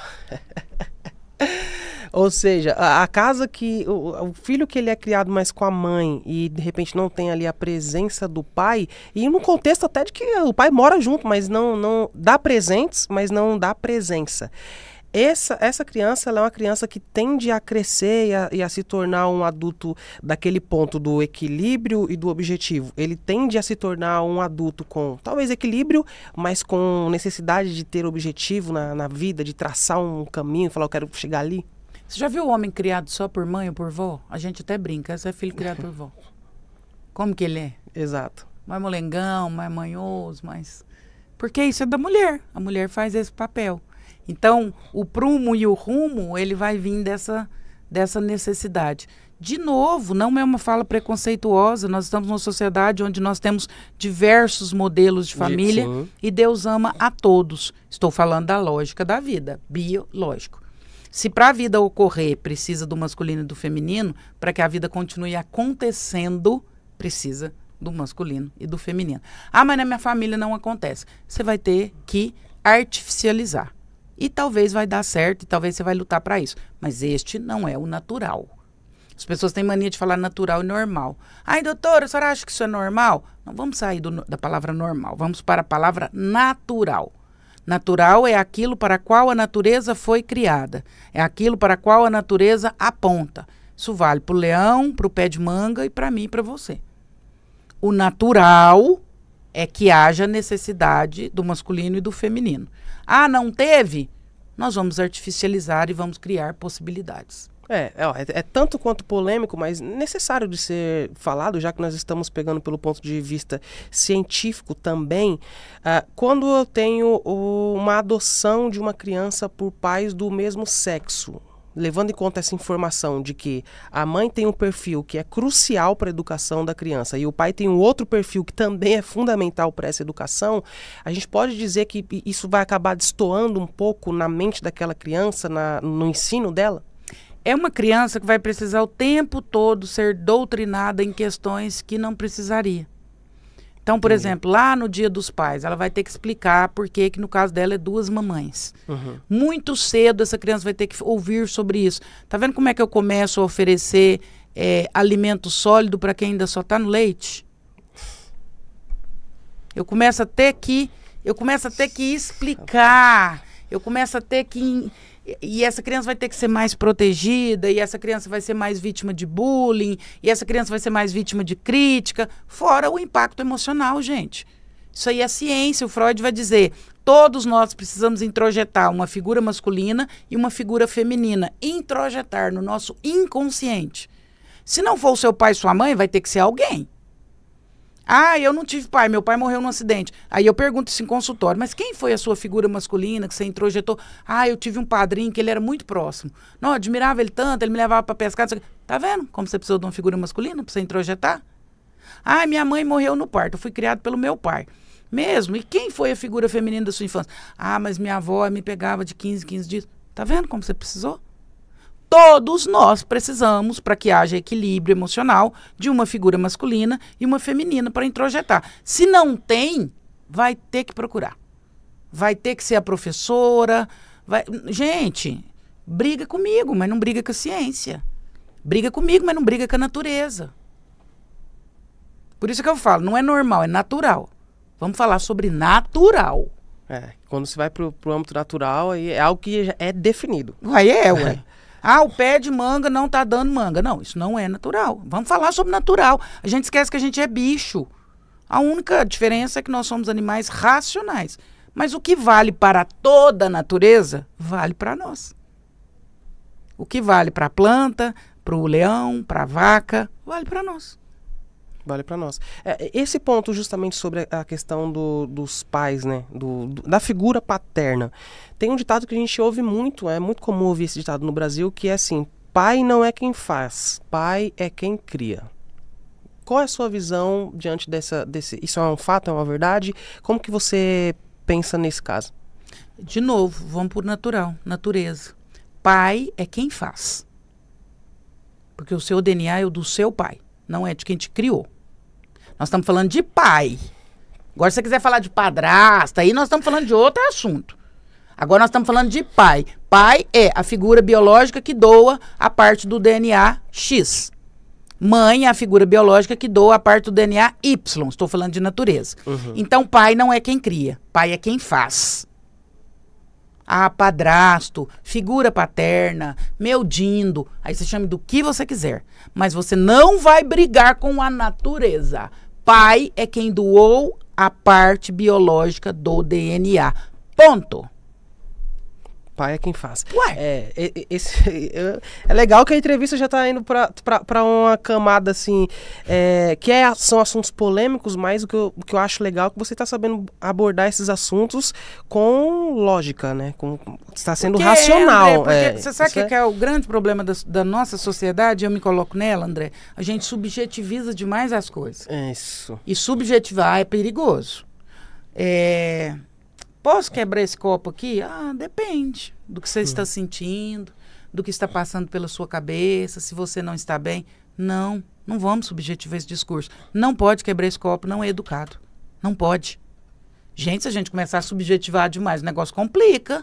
O que é casamento? Depende. Amor com fé, casado é. Morou junto e ama, então é casado. Não vamos subjetivizar. Algumas coisas são subjetivas, sim. A sua percepção de amor, você vai definir de amor de um jeito, eu vou definir de outro. A sua percepção de prazer, a sua percepção de alegria, tudo isso passa pela subjetividade. Mas existem coisas que são objetivas, porque se a gente perder a objetividade, nós vamos cair no que o Bauman falou, no mundo líquido, onde não tem resposta para nada. Eu não sei o que é morte, eu não sei o que é vida. Não, esse excesso de subjetividade é o que apresenta esse mundo atual que nós estamos vivendo, né? É como as pessoas estão agindo, né? Como outro dia perguntaram por uma situação de uma pessoa que cometeu um homicídio. Por que você matou ela? Porque eu quis. Ué. Não. Porque o que é vida pra mim não é vida pra você. Pra você ela é sua filha. Ela é importante.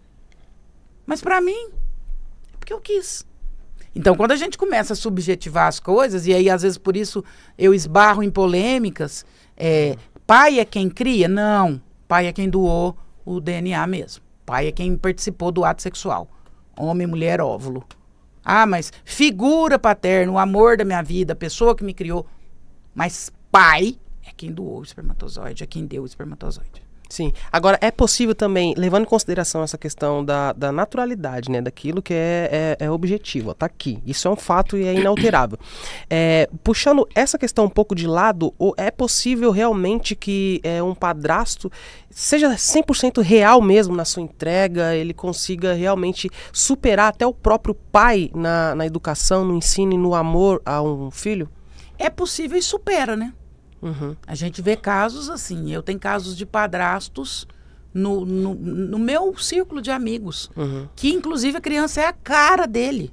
Ele começou a se relacionar com a moça quando ela era 9, o menino tinha 1 ano, e ele assumiu como filho dele, ele cria o menino é a cara dele, o menino é louco com ele, e ele é um padrasto muito, infinitamente melhor do que o pai.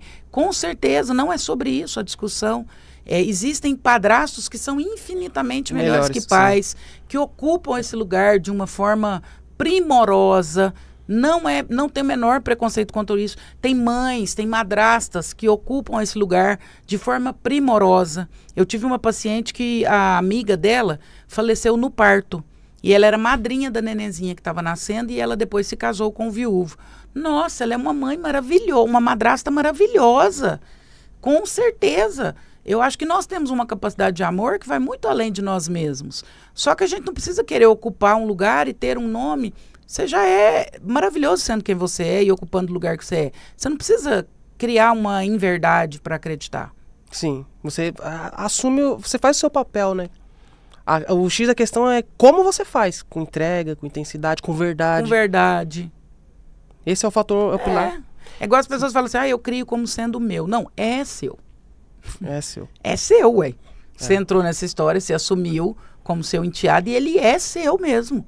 Ele não é seu em termos biológicos, mas ele é seu, a responsabilidade sua, é afeto seu, te tem como uma figura paterna, você o tem como uma figura de filho, é seu. E como a gente conseguiria, por exemplo, mensurar o nível emocional de um padrasto, um cara que ama a mãe e assume aquela criança como filho? Porque, em certos pontos, esse assunto é um assunto que geralmente alguns homens falam, não, jamais eu vou assumir um filho que não é meu, eu de forma alguma. Só que o cara que ele olha pra criança, ele realmente ama, ele assume, mesmo sabendo que é de outro relacionamento, que esse pai tá até vivo, amanhã ou depois esse pai pode aparecer querendo, né, estar com aquela criança. Ele assume todos os riscos, mas ama e cuida como filho. Dá pra mensurar o nível emocional desse cara? Eu não sei se dá para mensurar, mas dá para pensar a respeito, né? Eu acho, assim, de um nível de entrega e de um nível de evolução gigantesco, né? Porque não saiu de você, não tem o seu material biológico, genético. É de um nível de amor, de um nível de entrega, é para pessoas muito grandes, de alma e de coração. Você conseguir amar alguém que não veio das suas entranhas e amar com um amor que às vezes transcende isso. Então é de um nível de entrega, de um nível de grandeza, de um nível de evolução. São pessoas que talvez sejam muito melhores que eu.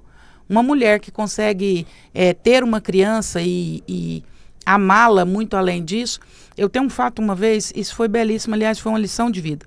Eu estava atendendo um casal que ia adotar, um casal em adoção. E o casal em adoção, ele passa por várias sessões até que você dá o laudo que ele pode adotar. Por que isso acontece? Porque muitas crianças são adotadas e devolvidas. Pasme.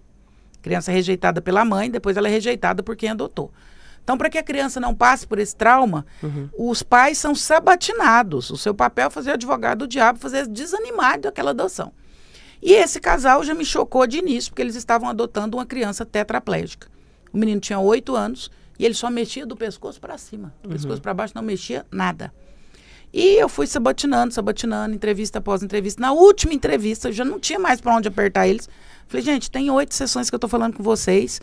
E, assim, todo jeito que eu aperto vocês, as respostas são muito favoráveis, mas eu quero ver o nível de realidade de vocês. E aí eu falei pro pai, deixa eu te falar uma coisa. Você sabe da responsabilidade, do tamanho da responsabilidade que você está assumindo? Ele falou, sei, doutora, dessa forma. Falei, você sabe que você não vai ter dia dos pais, que o seu filho não vai fazer dancinha para você no palco, que o seu filho não vai ser campeão de natação, não vai correr, não vai te abraçar, não vai pôr medalha no peito. Você sabe que você não vai ter dia das mães, quadrilha, ele não vai entrar numa igreja de mão dada com alguém, possivelmente ele não te dê netos. Você tem noção disso tudo?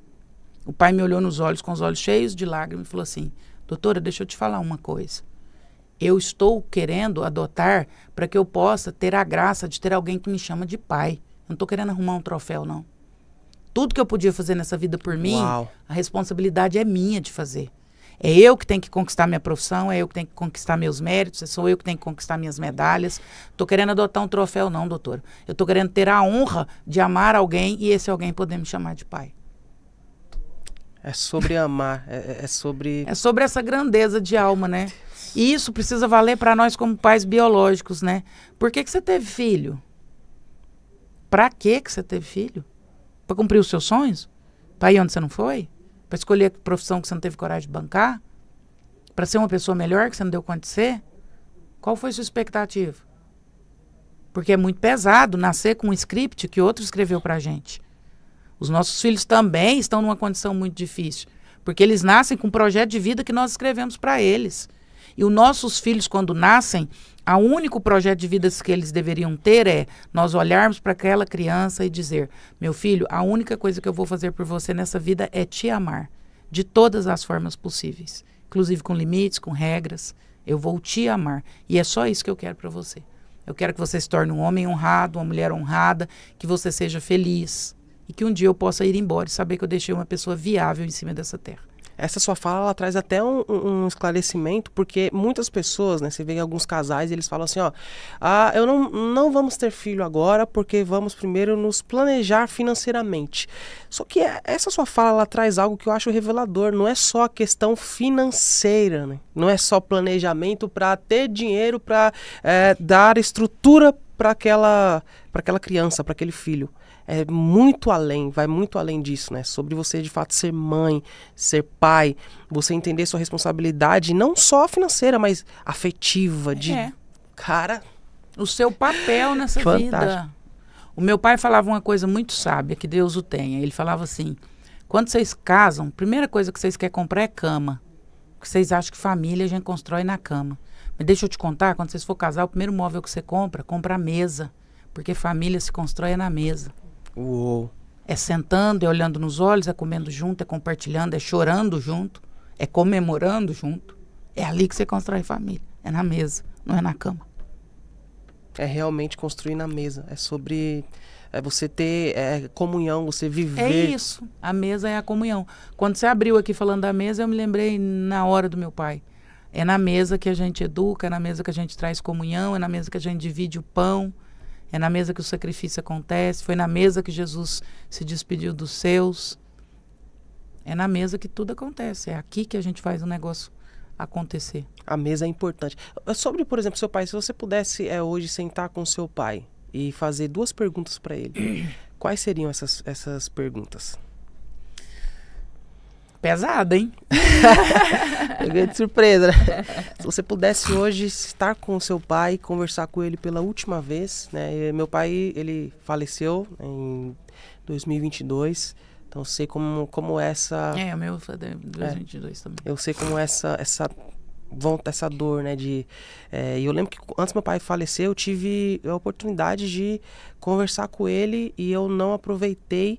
Meu pai estava com câncer, né?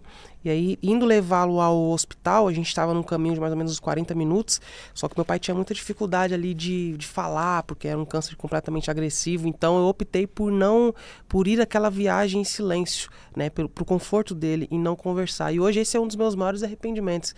Se eu pudesse ter uma conversa com meu pai, se eu pudesse voltar no tempo, eu teria aproveitado aquele momento, a oportunidade que eu tive.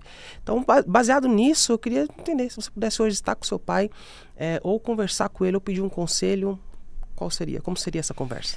Se eu tivesse com meu pai hoje, André, eu falaria 2 coisas para ele. Primeiro, eu falaria para ele do orgulho que eu tenho de ser filha dele e do homem que ele era. Eu não tive a oportunidade. Meu pai não ficou sabendo da admiração que eu tinha por ele.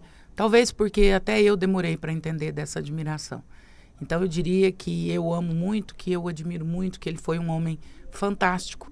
Que hoje, sendo mãe, eu entendo a forma com que ele conduziu, a forma com que ele cumpriu a missão dele. Meu pai era policial militar, meu pai nunca teve um único emprego. Nas folgas de polícia, ele fazia outras coisas. Vendia balas, vendia biscoito, dava os pulos dele. Então, ele foi um homem honrado e eu queria que ele soubesse que eu tenho muito orgulho disso. A segunda coisa, eu queria perguntar para ele se ele está feliz de ver tudo que está acontecendo.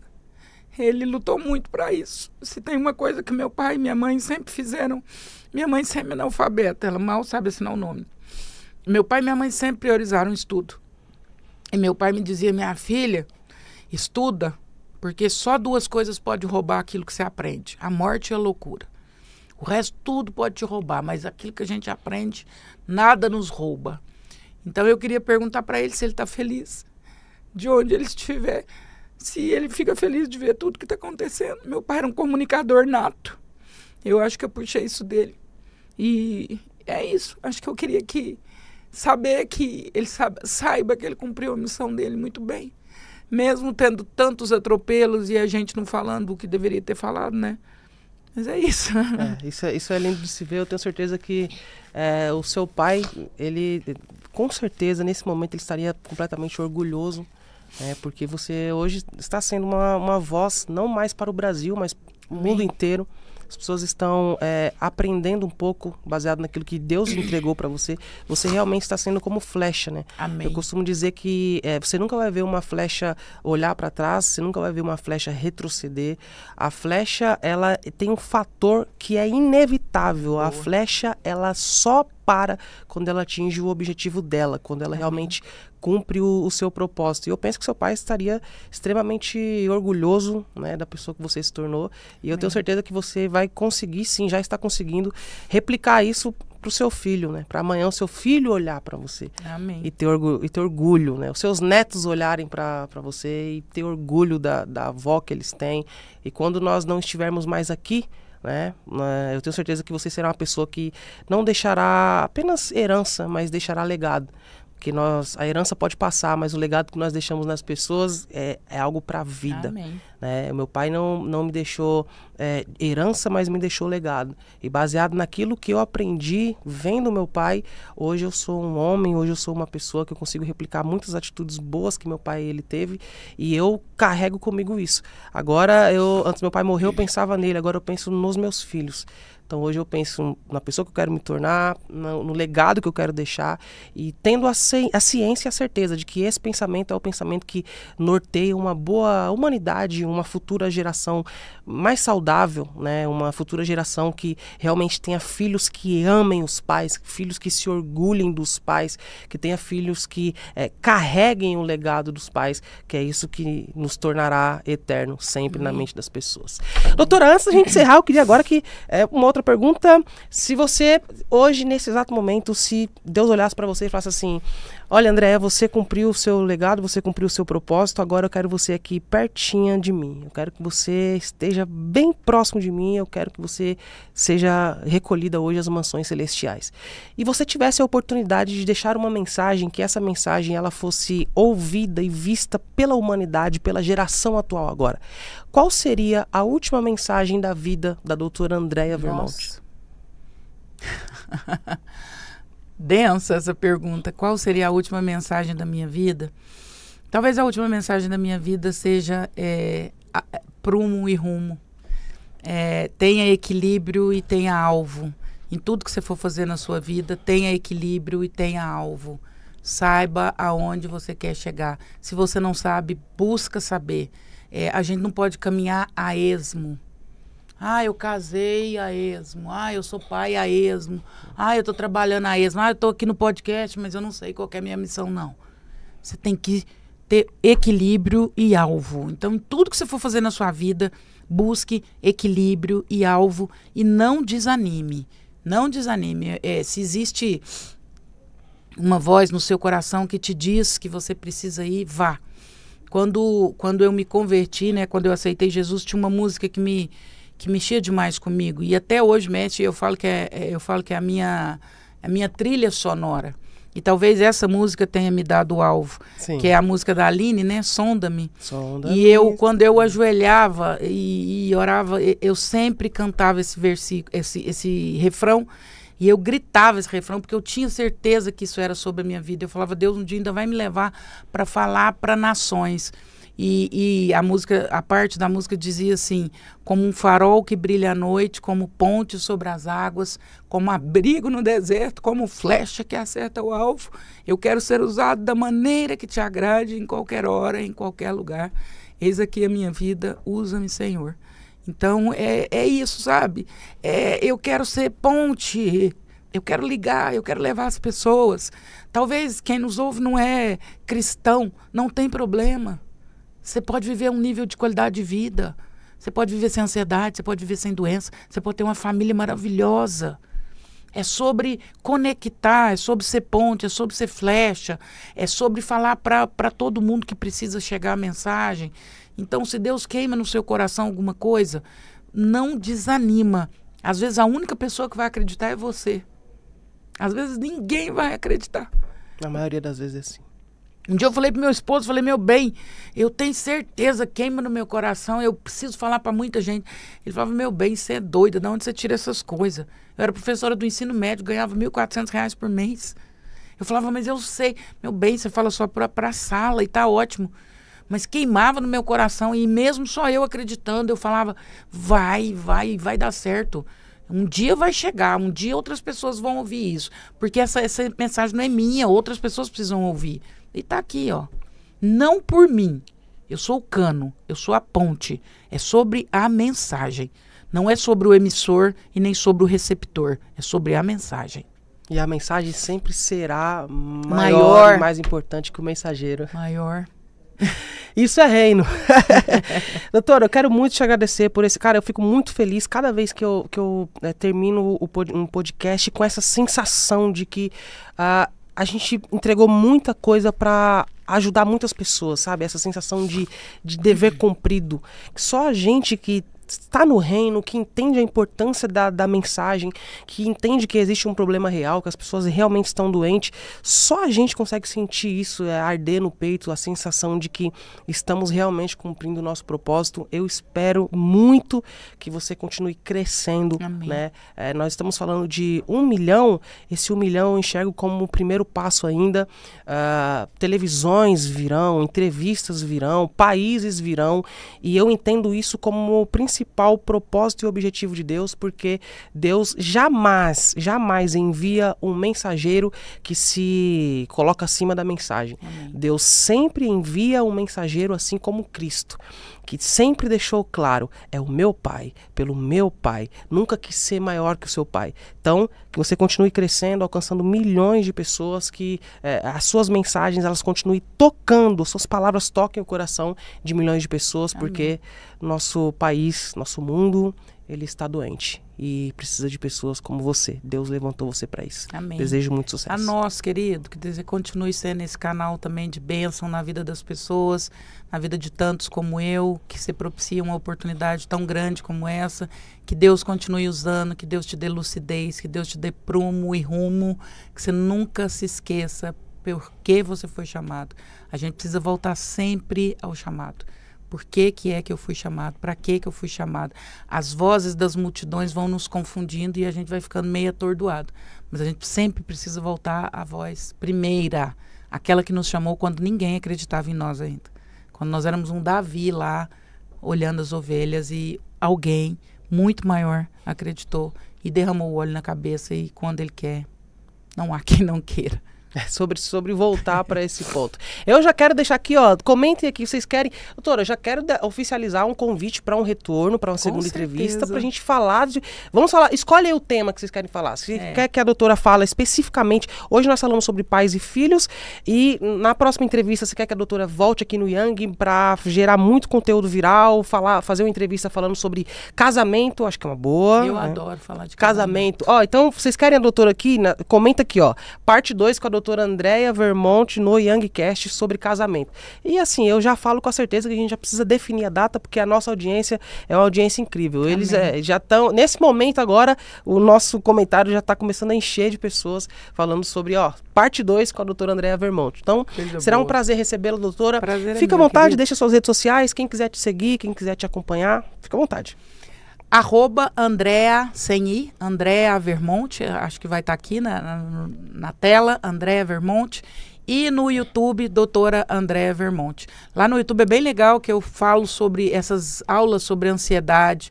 Lá eu consigo entregar mais ferramentas. Legal. Como se livrar da ansiedade, explico o que é ansiedade, explico neurociências, explico o funcionamento do cérebro do adolescente, o que você como mãe pode fazer, o que você não pode, o que você starta coisas ruins no seu filho, o que não. Então lá eu consigo dar aulas maiores, distribuir conhecimento de forma mais ampla. Legal. Então, doutora Andréa Vermonte, Andréa sem I, Vermonte com temudo, no YouTube, no Instagram, @AndréaVermonte. Para facilitar para vocês, eu vou fazer o seguinte, eu vou deixar aqui na descrição, tá? As redes sociais da doutora Andréa, só clicar aqui, ó. Você vai na descrição, você vai ver que tem o link aqui, só clicar no link, vai no Instagram, segue a doutora Andréa lá, vai pro canal, é interessante isso, vai pro canal, consome os conteúdos, aprende ainda mais, fica ligado em tudo que a doutora postar no canal, que eu tenho certeza que vai ser de grande valia. Nós tivemos lições valiosas aqui neste podcast de hoje, realmente foi um podcast que tocou muitos corações, e uma das lições mais valiosas que nós aprendemos aqui hoje é justamente sobre a importância do equilíbrio e do objetivo. Às vezes o mundo grita ao nosso redor e ele grita de uma forma firme. Esse grito que o mundo dá, que ecoa ao nosso redor, por muitas vezes nos faz perder o equilíbrio e nos faz esquecer do nosso objetivo. Você não acha que Deus te colocou aqui nesse mundo à toa. Você não acha que Deus te colocou aqui apenas para você crescer, ter filhos, casar, trabalhar, aposentar e morrer. O seu propósito nessa terra, ele vai além disso. Existe um porquê, existe um motivo. Dentre tantas outras pessoas, Deus olhar para você e dizer, eu tenho um propósito e um projeto real para esta pessoa. Cabe a você agora, neste momento, silenciar as vozes que gritam ao seu redor, olhar para o seu equilíbrio e ver o ponto que você o perdeu. Olhar para o seu objetivo e ver o ponto que você achou que ele seria impossível de conquistar, impossível de chegar. Está na hora de você olhar para dentro de si. Está na hora de você colocar equilíbrio nas coisas que estão desequilibradas. Porque tenha certeza, existe um propósito para a sua vida.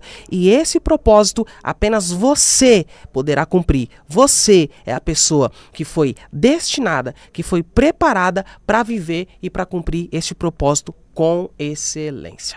Esse foi o nosso YangCast de hoje. Não se esqueça de se inscrever no canal e ativar as notificações. Eu já estou com um novo episódio super incrível para você. Já estou com um novo convidado na mesa para a gente bater um papo. Então, para facilitar o seu caminho, o que eu vou te falar agora? Faz o seguinte, pausa essa entrevista nesse exato momento, vai lá no micro-ondas, atualiza o que você vai comer, faz uma pipoca, ou enfim, vai comer um chocolate, um salgadinho, alguma coisa. Pausa esse vídeo, vai lá, já garante o que você vai comer, volta aqui, porque já tem uma próxima entrevista para você maratonar o YangCast por hoje. Eu já estou com o convidado e eu recebo você dentro de 3 segundos. É só clicar aqui nessa caixinha que eu estou te esperando em mais um podcast, mais um episódio do Yang. Até já já!